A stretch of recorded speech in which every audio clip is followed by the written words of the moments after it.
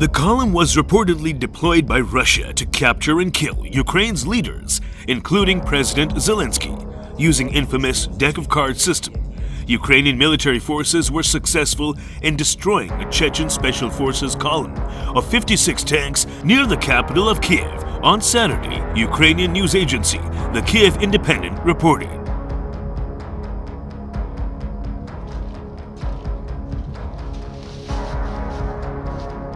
According to the report, which the outlet said was confirmed by the Ukrainian president's office, the attack killed top Chechen General Magomed Tushayev, head of the 141 Motorized Regiment of the Chechnya National Guard, the Chechen Special Forces referred to as Kadyriovites, after Chechen leader Ramzan Kadyrov were reportedly deployed by Russia to capture and kill Ukrainian leaders, including Ukrainian President Volodymyr Zelensky, according to the Daily Mail.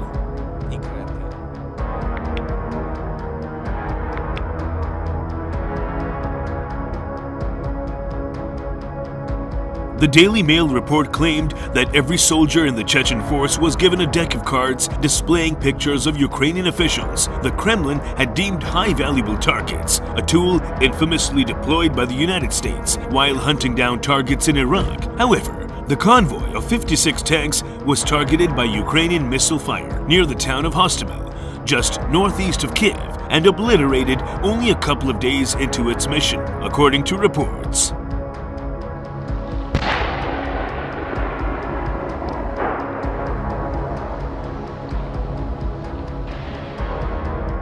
The death toll caused by the attack was unknown as of Sunday, but was alleged to reach the hundreds. City officials in Kiev said Sunday the capital remained under the control of Ukrainian forces despite clashes with sabotage groups. Russian President Vladimir Putin has reportedly expressed frustration over the stalled invasion, with Western officials warning of possible indiscriminate use of weapons by the Russian military if the Kremlin's timetable is not met.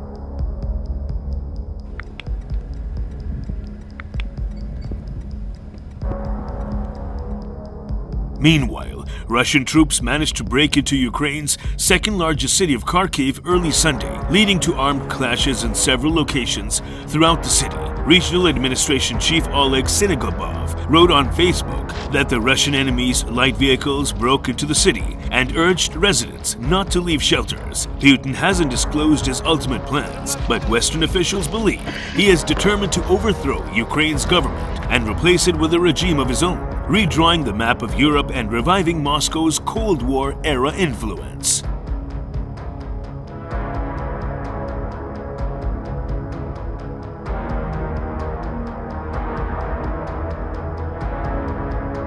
U.S. officials, speaking on condition of anonymity, have said the Russian advance is moving more slowly than Moscow hoped as it meets with fierce resistance from Ukrainians. Meanwhile, Russian forces continue to hold positions to the east and west of Ukraine's capital, Kiev, despite the withdrawal of a limited number of units. According to the ministry, heavy fighting will likely take place in the suburbs of the city in the coming days, the ministry added.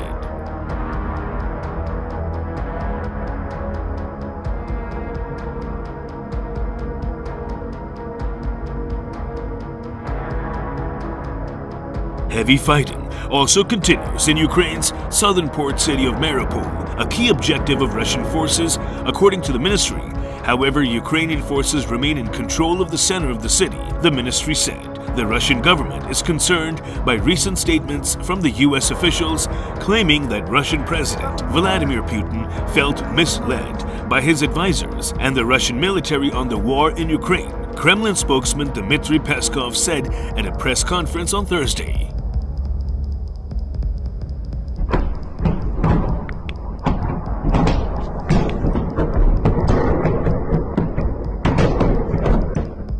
Russia has announced a localized ceasefire in Ukraine's besieged southern port city of Mariupol on Thursday to allow civilians to be evacuated. A humanitarian corridor from Mariupol to Zaporizhia via the Russian-controlled port of Berdyansk would be opened from 10 a.m. local time, according to the Russian Ministry of Defense.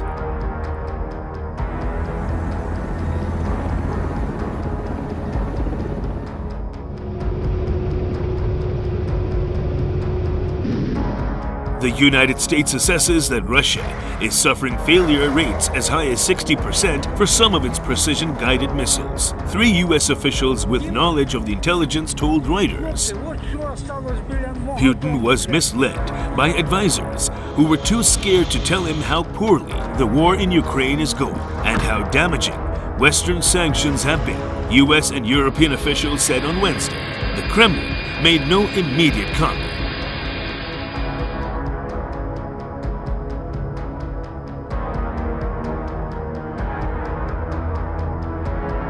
Putin says the special military operation in Ukraine is necessary because the United States was using Ukraine to threaten Russia, and Moscow had to defend against the persecution of Russian-speaking people by Ukraine.